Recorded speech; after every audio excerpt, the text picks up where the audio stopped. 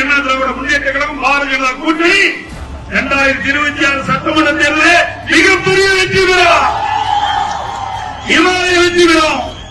இன்னைக்கு மத்தியிலே ஒரு வலுவான ஆட்சி, இணையான ஆட்சி நடந்து கொண்டிருக்கிறது. 3வது முறையாக பாரத பிரதமர் நரேந்திர மோடி அவர்கள் இந்திய நாட்டுடைய பாரத பிரதமராக பொறுப்பேற்றிருக்கிறார். நீங்க தான் பாரதிய ஜனதா கட்சியோட கூட்டணி வைக்க மாட்டீங்களே, 2031 வரைக்கும் வைக்க மாட்டீங்களே, எப்படி போய் கூட்டணி வச்சுன்னு கேட்கிறார். அது எங்க கட்சிங்க? நாங்க யாருமே வேணாலும் கூட்டணி வைப்போம். மக்களுக்கு நன்மை செய்ய வேண்டும் என்ற கட்சியோட கூட்டணி வச்சிருக்கிறோம். நீங்க யாரோட கூட்டணி இருக்கிறீங்க? காங்கிரஸ் கட்சியோட கூட்டணி இருக்கிறீங்க. காங்கிரஸ் கட்சி எமர்ஜென்சி கொண்டாந்தது, அவசரத்தை கொண்டு வந்தது தமிழகத்திலே. அப்ப விசா சட்டத்தை கொண்டு வந்தார்கள். அந்த விசா சட்டத்திலே இங்க இருக்கின்ற மறைந்த பல திமுக தலைவர்கள் சிறையிலே அடைத்தார்கள் என்று சொன்னார். அப்படி உங்களை விசா சட்டத்திலே கைது செய்த கட்சியோடு நீங்கள் கூட்டணி வைத்திருக்கிறீர்கள்.